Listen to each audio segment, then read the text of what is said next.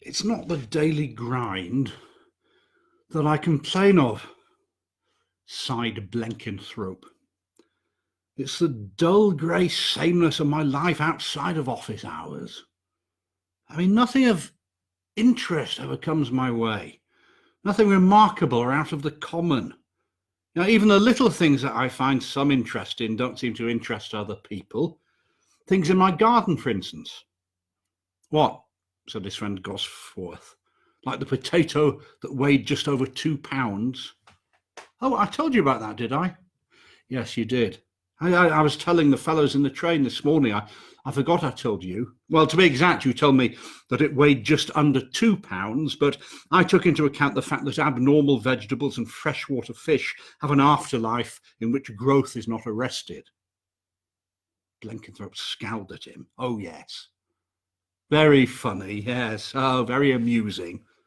You're just like the others, making fun of it. Well, the fault is with the potato, old man, not with us. We're not in the least bit interested in it because it is not in the least bit interesting. I mean, those men you go up in the train with every day, they're in just the same boat as you know. You know, their own lives are so commonplace and uneventful, they're hardly likely to get too excited about commonplace events in other people's lives. No, you want to tell them something dramatic for once, something startling, you know, an adventure that you've had. Then you'll capture their interest. Then they'll talk about you with personal pride, you know. Fellow I know rather well, goes by the name of Blenkinthrope, had 2 of his fingers clawed off by a lobster he was carrying home for supper. Doctor says the entire hand may have to come off. Now, that is conversation. It's no good walking into the tennis club and announcing a man I travel to work with has grown a potato that weighs 2¼ pounds. Yeah, it was just under 2 pounds, actually. That is hardly an improvement. Oh, all right. But I just told you, didn't I, that nothing interesting ever does happen in my life. Then invent something, said Gorworth. Since winning a prize for scriptural knowledge at school, Gorworth felt licensed to be a little more unscrupulous than the circle that he moved in. Much might be excused a man who in early life could list 17 trees mentioned in the Old Testament. Well, what sort of thing? Asked Blenkinthrope irritably. Well, all right. So yesterday morning, a snake got into your hen run, killed 6 out of 7 pullets, first mesmerizing them with its eyes and then gobbling them up as they stood helpless. The 7th pullet was one of that French sort, you know, feathers all over its eyes, so it escaped the mesmeric snare. It flew at what it could see of the snake, pecked it to pieces. There you are, an interesting event in the life of Blenkinthrope. Well, all right, so it is a quite clever invention, I grant you that, said Blenkinthrope, and if such a thing had actually happened to me, I suspect I would have been rather proud to tell people about it, but, you know, I'd rather stick to fact, if you don't mind, even if it is plain fact. All the same, his mind dwelt wistfully on the story of the 7th pullet. You know, he could picture himself telling it on the train amid the absorbed interest of his fellow passengers, and unconsciously all sorts of little details and improvements began to suggest themselves. Now, wistfulness was still Blenkinthrope's dominant mood the next morning when he took his seat in the railway carriage. Opposite him sat Stevenham, who had attained to a recognised brevet of importance through the fact of his uncle having dropped dead in the act of voting at a parliamentary election. Now, that had happened 3 years ago, but Stevenham was still referred to on all questions of home and foreign politics. Oh, hello, Blenkinthrope, he said, scarcely looking up from his newspaper. How's the big courgette? Or was it a turnip? Young Duckby speedily monopolised the general attention by an account of a domestic bereavement. I had 4 young pigeons carried off last night by a whacking big rat. Yeah. Oh, a monster he must have been. You could tell by the size of the hole he made breaking into the loft. No moderate-sized rat, of course, ever seemed to carry out any predatory operations in the neighbourhood. Yeah. No, it's pretty hard lines, that. continued Duckby. Yeah. 4 squeakers carried off at one swoop. You'll find it hard to match that in the way of unlooked-for bad luck, I think. Suddenly, Blenkinthrope spoke up in a voice which he hardly recognised as his own. I had 6 pullets out of a pen of 7 killed by a snake yesterday afternoon. There was a pause, followed by an excited chorus from his fellow passengers. What? By a snake? Yeah? Oh, yeah, no, it fascinated them with its deadly glittering eyes, yeah, one after the other, and then it struck them down while they stood there dazed. A bedridden neighbour witnessed it all from a bedroom window. Well, I never, broke in the chorus with variations. Yeah, but the interesting part about it is the 7th pullet, the one that didn't get killed. Blenkinthrope paused and slowly lit a cigarette. His diffidence had left him, and he was beginning to realise how easy depravity can be once one has the courage to begin it. Yeah, the 6 dead birds were minorcas, of course, but the 7th was a hoodoo. Yeah, mop of feathers over its eyes. He could hardly see the snake, you understand, so it wasn't interested like the others. He could just see something wriggling on the ground, so it went for it and pecked the wretched thing to death. Exclaimed the chorus. Well, I'm blessed. And in the course of the next few days, Blenkinthrope discovered how little the loss of one's self-respect affects one when one has gained the esteem of the world. His story found its way into one of the poultry papers and was copied thence into the daily news sheet as a matter of general interest. A lady wrote from the north of Scotland recounting a similar encounter which she had witnessed between a stoat and a cataract-ridden capercaillie. And for a short while, the adapter of the 7th Pullet story enjoyed to the full his new standing as a person of consequence, as one who had had some share in the strange events of the time.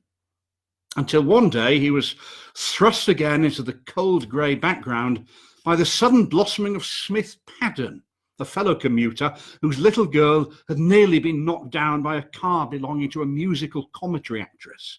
The actress had not been in the car at the time, but her photograph had appeared in the press reports of the incident, and with this new interest to absorb them, the travelling companions were almost rude to Blenkinthrope when he tried to explain his contrivance for keeping ospreys out of his chicken run. Gorworth, to whom he unburdened himself in private, gave him the same counsel as before. Invent something, he said. Well, it was a few days later that Blenkinthrope revealed a chapter of family history to the customary gathering in the railway carriage. A curious thing happened to my aunt, he said. The one who lives in Paris. Now, Blenkinthrope had 2 aunts, both of whom lived in Penge. Yeah, she was sitting on a seat in the Bois de Boulogne the other afternoon after lunching at the Romanian legation. Oh dear. Whatever the story gained in picturesqueness from this dragging in of diplomatic atmosphere, it ceased on that moment to command any acceptance as a record of current events. Now, Gorworth had warned his friend that this would be the case, but the traditional enthusiasm of the neophyte had triumphed over discretion. She was feeling rather drowsy, Blenkinthrope went on. The effect probably of the champagne, which she's not in the habit of taking in the middle of the day. Now, in fact, Blenkinthrope's aunts were not used to taking champagne in the middle of the year, regarding it exclusively as a Christmas accessory. Presently, a rather portly gentleman passed by her seat and paused an instant to light a cigar. At that moment, a youngish man came up behind him, drew the blade from a sword stick and stabbed him 6 times through the back. Scoundrel, he cried, you do not know me. My name is Henri Le Turc. Well, the elder man wiped away some of the blood that was spattering his clothes, turned to his assailant and said, since when has an attempted assassination been considered an introduction? Then he finished lighting his cigar and walked away. Now, of course, I need hardly say that my aunts put the whole thing down to the effects of the warm, drowsy afternoon and the legation champagne. But no, wait. Now comes the really strange part. A fortnight later, a bank manager was stabbed to death with a sword stick in the Bois de Boulogne. His assassin was the son of a charwoman formerly working at the bank who'd been dismissed from her job by the manager on account of chronic intemperance, and his name was Henri Le Turc. Well, a subdued murmur of admiration went around the company, and from that moment Blenkinthrope was tacitly accepted as the Munchausen of the party. And in fact, no effort was spared to draw him out in the exercise of testing their powers of credulity. And Blenkinthrope, in the false security of an assured and receptive audience, waxed ingenious in supplying the demand for marvels, until one day came Nemesis. Returning to his villa one evening, Blenkinthrope found his wife scrutinizing a pack of playing cards with unusual concentration. "What, the same old patience game, dear?" he asked carelessly. "What? Oh, no, dear, no. This is the death's head patience. Yeah, it's the most difficult one of them all. I've never got it to work out, and somehow I'd be rather frightened if I actually did. Mother only got it out once in her life. She was afraid of it too. Her aunt had done it once, you see, and fallen dead from excitement. And Mother, you see, always had a queer feeling that she would die if she ever got it out. And she did. No, she died that same night. Yeah, she was in bad health at the time, of course, but still, it was a strange coincidence." "Well, don't do it if it frightens you, dear," said Blenkinthrope as he left the room. A few moments later, he heard his wife crying out, "Oh! Ah! Ah!" and he hurried back into the sitting room. "Oh, what's the matter, love?" "Oh, John! Oh, I'm sorry. It gave me such a turn. I nearly got it out. Only the 5 of diamonds held me up at the end. Oh, I really thought I'd done it for a moment." "Oh, well, you can do it," said Blenkinthrope, looking at the cards. "What? Yeah. Oh, look, shift the 8 of clubs onto that open 9, and then the 5 can be moved onto the 6. "Oh, yes. Look at that. Clever you." Well, his wife made the suggested move with hasty, trembling fingers and piled the outstanding cards onto their respective packs. And then she followed the example of her mother and great aunt. Now, Blenkinthrope had been genuinely fond of his wife, but in the midst of his bereavement, one dominant thought obtruded itself: that something genuinely sensational had at last come into his life. No longer was it a grey, colourless record. The headlines, which might appropriately describe the tragedy, kept shaking themselves in his brain. "Inherited presentiment comes true. Death's head patience. Card game that justified its sinister name in 3 generations." He wrote out a full story of the fatal occurrence for the Essex Vedette, whose editor was a friend of his, and to another friend he gave a condensed account to be taken up to the office of one of the halfpenny dailies. But in both cases, his reputation as a romancer stood fatally in his way. Not the right thing to be Munchausening about in a time of sorrow, said his friends among themselves. And a brief note of regret at the sudden death from heart failure of the wife of our respected neighbour, Mr. John Blenkinthrope, in the news column of the local paper, was the forlorn outcome of his visions of widespread publicity. And thenceforth, Blenkinthrope shrank rather from the society of his travelling companions, and eventually he took to travelling downwards to town by an earlier train. He does sometimes still try to enlist the sympathy and attention of a chance acquaintance in details of the whistling prowess of his best canary or the dimensions of his largest beetroot. But even he scarcely recognises himself anymore as the man who was once spoken about with awe as the owner of the seventh pullet.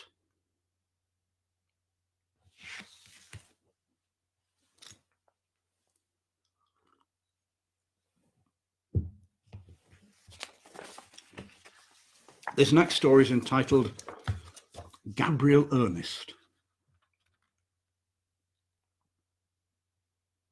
"You know there's a wild beast in your woods," said Cunningham the artist, as he was being driven to the station.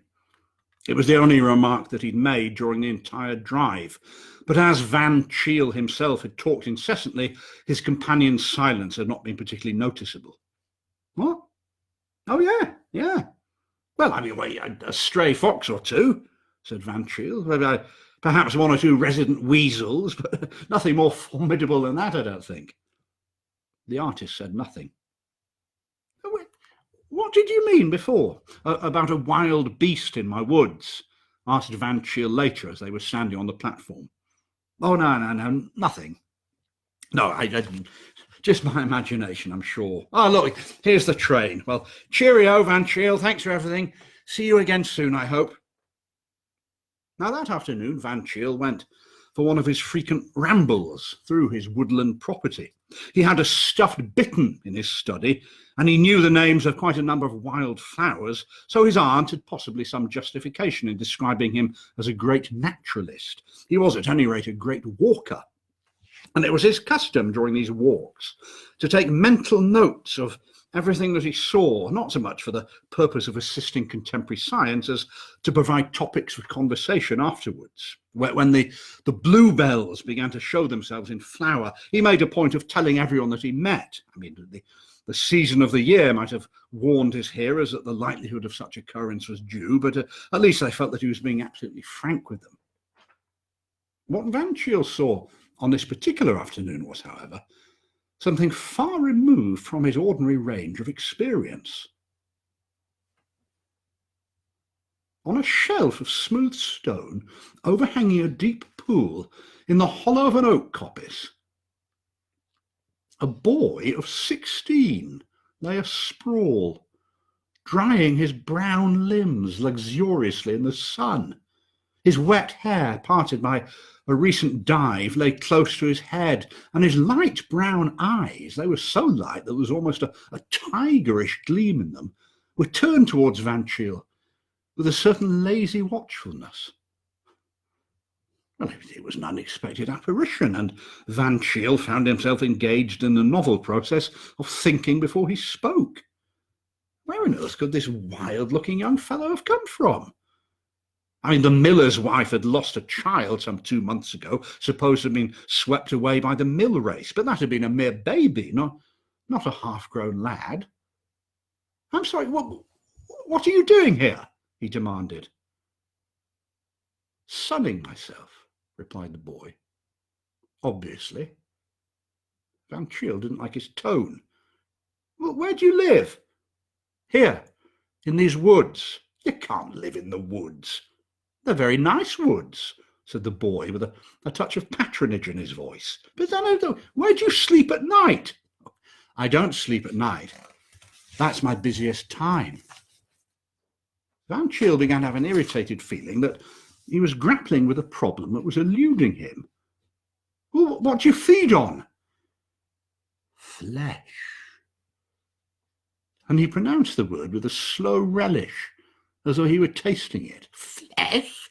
What do you mean, flesh?" "Well, since it interests you, rabbits, wild fowl, hares, poultry, lambs in their season, children when I can get any. They're usually too well locked up at night, though, when I do most of my hunting. It's quite 2 months since I tasted child flesh." Well, ignoring this last remark, Van Cheele tried to draw the boy on the subject of possible poaching operations. "I'm sorry, you're talking rather through your hat when you speak of feeding on hares, although considering the nature of the boy's toilet, the simile was hardly an apt one. Our hillside hares aren't easily caught." "Oh, I know. At night I use forefeet," was a somewhat cryptic response. "What, you mean you hunt with a dog?" The boy rolled slowly over on his back and laughed a weird low laugh that was pleasantly like a chuckle and disagreeably like a snarl.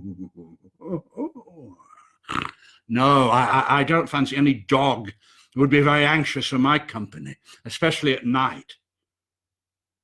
Well, Van Cheele began to feel that there was something positively uncanny about this strange-eyed, strange-tongued youngster. Well, I can't have you staying in these woods, I'm afraid, he declared authoritatively. I fancy you'd rather have me here than in your house, said the boy. Well, yes, the prospect of this wild, nude animal in Van Cheele's primly ordered home was certainly an alarming one, and he aimed to assert himself. Well, look, I'm sorry, if you don't go willingly, young man, he said, I'm afraid that I shall have to make you. The boy turned like a flash, plunged into the pool, and in a moment had flung his wet and glistening body halfway up the bank where Van Cheele was standing. Now, in an otter, the movement would not have been remarkable. In a boy, Van Cheele found it almost upsetting. His foot slipped as he made an involuntary backward movement, and he found himself almost prostrate on the slippery, weed-grown bank, with those tigerish yellow eyes very close to his own. Almost instinctively, he half raised his hand to his throat. And then the boy laughed again, a laugh in which the snarl had nearly driven out the chuckle, and with another of his astonishing lightning movements, he plunged out of view into a yielding tangle of weed and fern.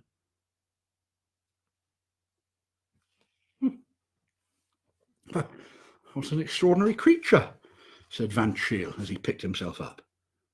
And then he recalled Cunningham's remark earlier that day about there being a wild beast in his woods. And walking slowly homeward, Van Cheele began to turn over in his mind various local occurrences which might be traceable to the existence of this astonishing young savage. I mean, it was true that something had been thinning the game in the woods lately. Poultry had gone missing from several farms.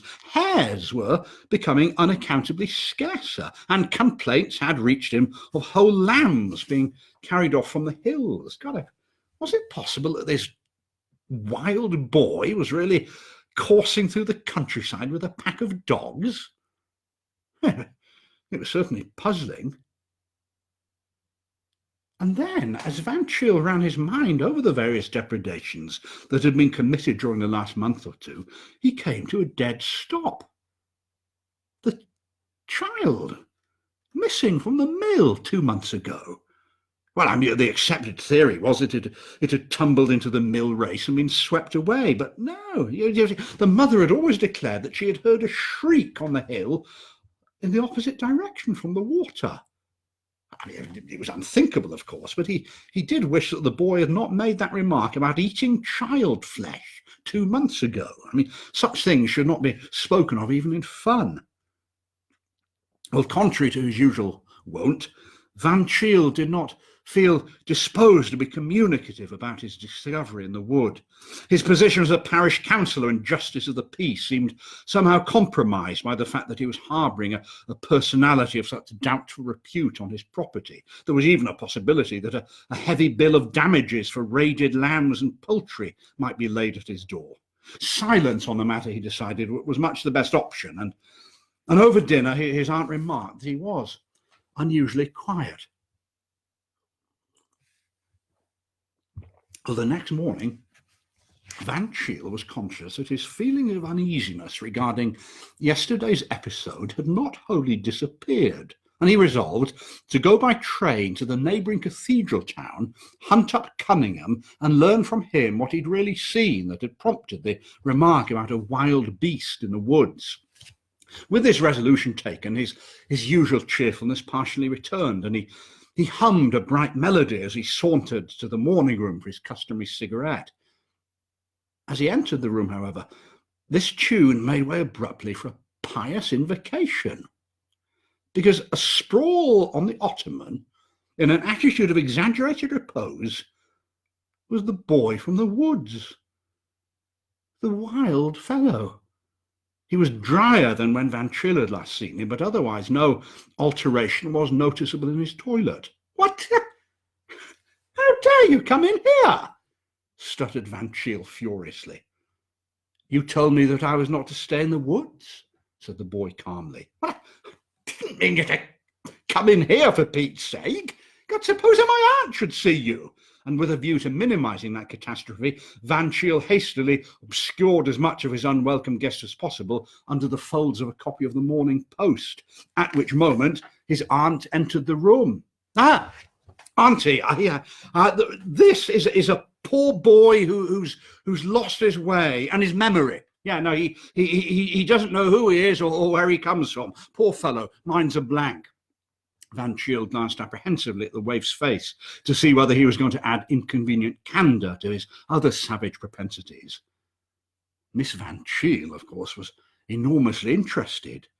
"Oh, well, perhaps his underlinen is marked," she suggested, and moved towards him, rubbing her hands. No. He seems to have lost most of that too," said Van Shiel, making frantic little grabs at the Morning Post to keep it in place. Oh, poor little mite," said Miss Van Shiel, to whom a naked homeless child appealed as warmly as a stray kitten or a derelict puppy would have done. We must do all that we can for him," she decided. And in a very short time, a messenger dispatched to the rectory, where a page boy was kept, and returned with a suit of pantry clothes and the necessary accessories of shirt, shoes, socks, and collar.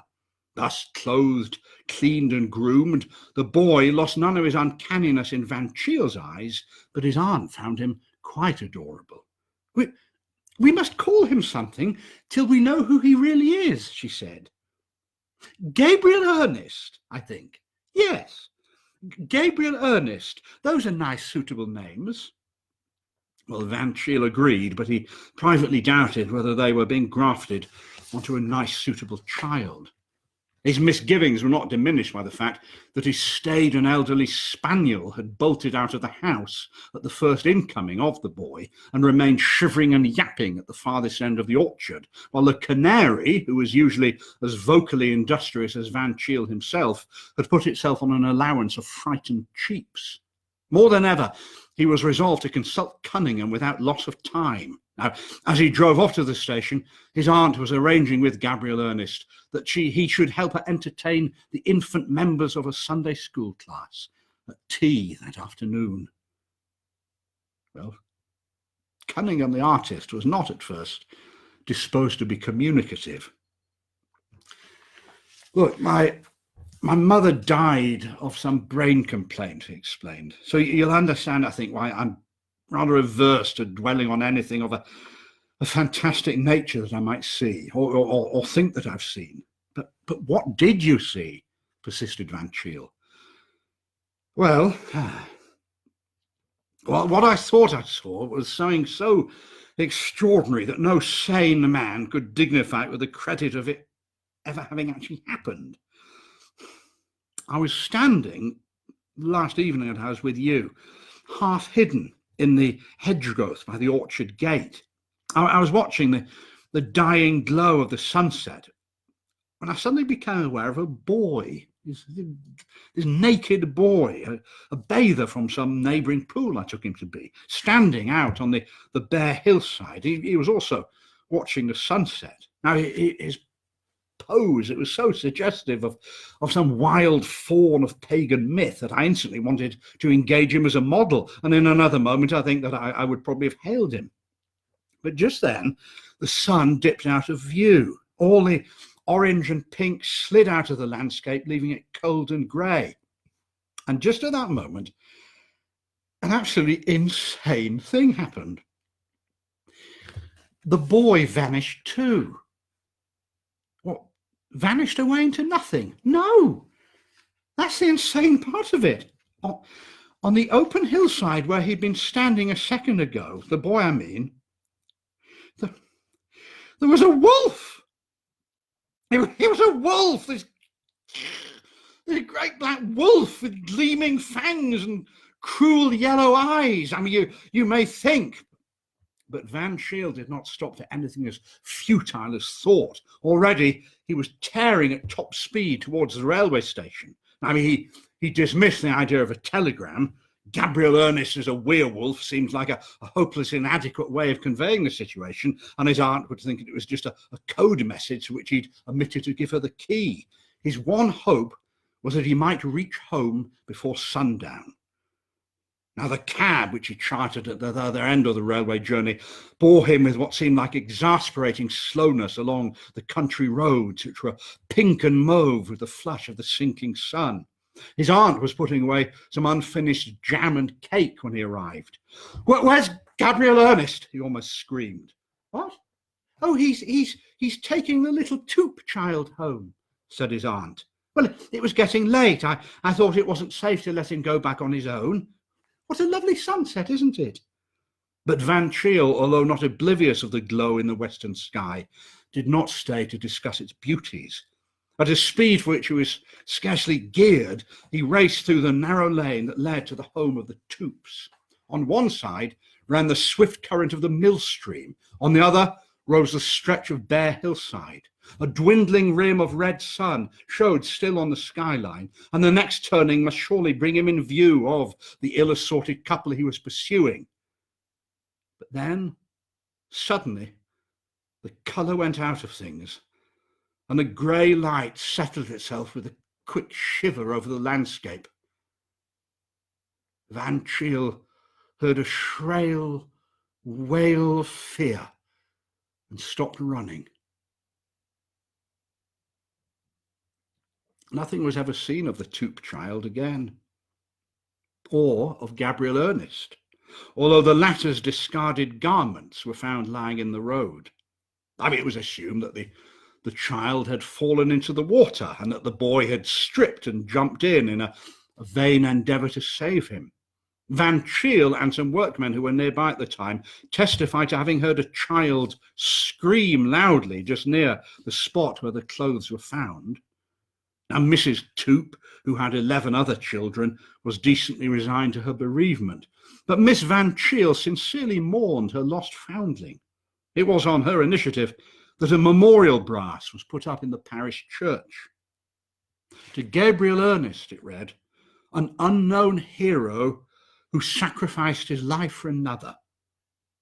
Now, Van Cheele gave way to his aunt in most things, but he flatly refused to subscribe to the Gabriel Ernest Memorial.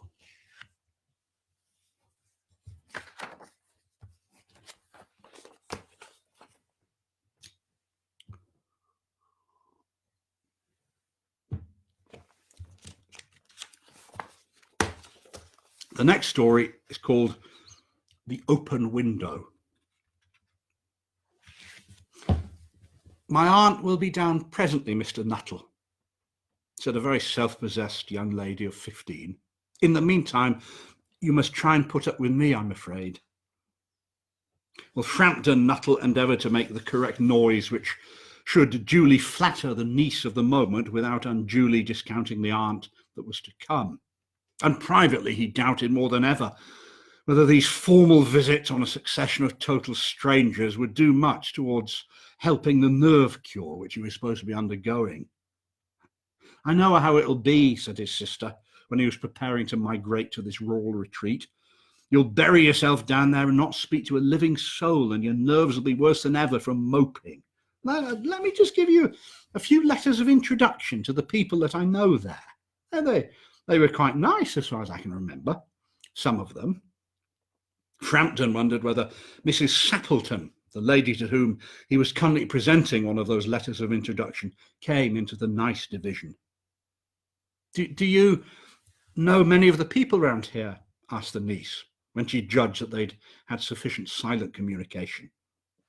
No, hardly a soul," said Frampton. My sister was staying here at the rectory, some 4 years ago, and she gave me letters of introduction to some of the people here." He made the last statement in a tone of distinct regret. "What? Then you know practically nothing about my aunt?" pursued the self-possessed young lady. "No, only her name and address," admitted the caller. He was wondering whether Mrs. Sappleton was in the married or widowed state, and an undefinable something about the room did suggest masculine habitation. "Her great tragedy happened just 3 years ago. said the child. That would be since your sister's time. Her tragedy? Asked Frampton. Somehow in this restful country spot, tragedy seemed out of place. Yes. Yeah, you may wonder why we keep that window open on an October afternoon. The niece indicated a large French window that opened onto the lawn. Oh, well, I mean, it is quite warm for the time of year, said Frampton. But sorry, has that window got something to do with the tragedy? Out through that window, 3 years ago to the day, my dear aunt's husband and her 2 young brothers went off for their day's shooting. They never came back. Yes, in crossing the moor to their favourite snipe shooting ground, they were all 3 engulfed in a treacherous piece of bog. It had been that dreadful wet summer, you remember, and places that were safe in other years gave way suddenly without warning. The bodies were never recovered. That's the dreadful part. Here the child's voice lost its self-possessed note and became falteringly human. Poor aunt always thinks that they're going to come back some day. They and the little brown spaniel that was lost with them. Just come back and walk in through that window, just as they used to do. And that's why the window is kept open every evening till it's quite dusk. Poor dear aunt, she's often told me how they went out, her husband with his white waterproof coat over his arm, and Ronnie, her youngest brother, singing, "Bertie, why do you bound?" He always did that to tease her because she said it got on her nerves. You know, sometimes on still, quiet evenings like this, I almost get a creepy feeling that they all will walk into that window. She broke off with a little shudder. And it was a relief to Frampton when the aunt bustled into the room with a whirl of apologies for being late in making her appearance. I hope Vera's been amusing you, she said. Oh, yeah, yes, yeah, no, yeah, thank you. She's been very interesting, said Frampton. I hope you don't mind keeping the window open, said Mrs. Seppleton. My husband and brothers will be home from shooting soon, I hope, and they always come in this way. They've been out for snipe in the marshes, so they'll make a fine mess over my poor carpets. So like you menfolk, isn't it? She rattled on cheerfully about the shooting and the scarcity of birds and the prospects of a duck in the winter. To Frampton, it was all absolutely horrible.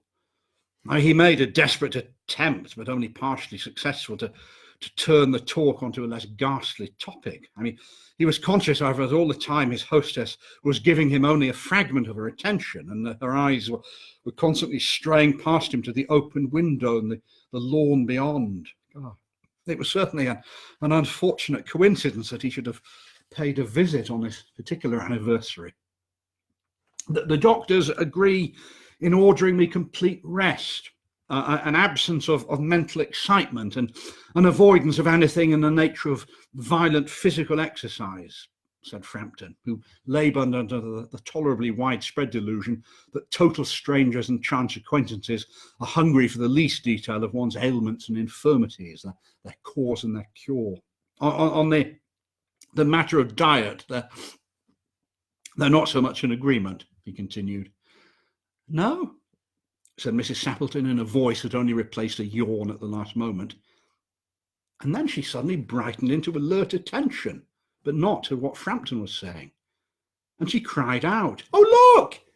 Here they are! Oh, at last! And don't they look as if they've been up to their eyes in mud?"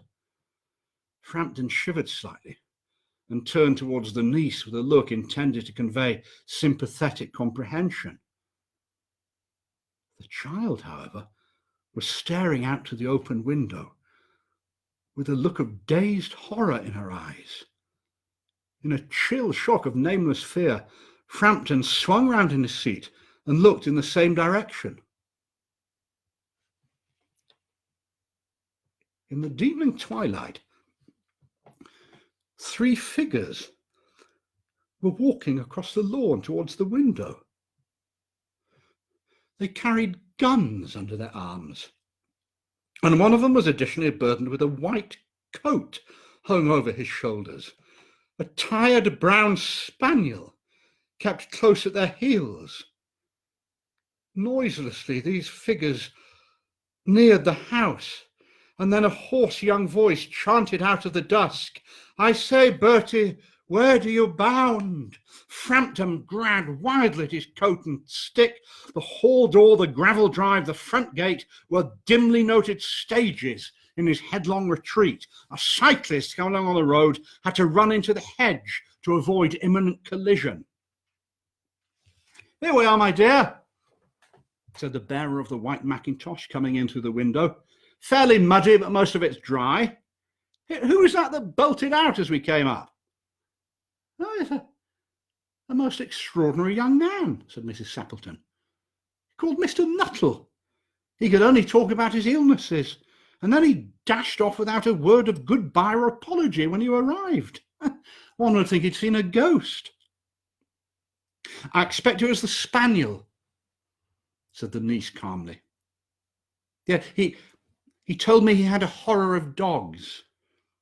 He was once hunted into a cemetery somewhere on the banks of the Ganges by a pack of pariah dogs, and he had to spend the night in newly dug graves, with the creatures snarling and grinning and foaming just above him. Enough to make anyone lose their nerve, I'd have thought." Romance at short notice was her speciality.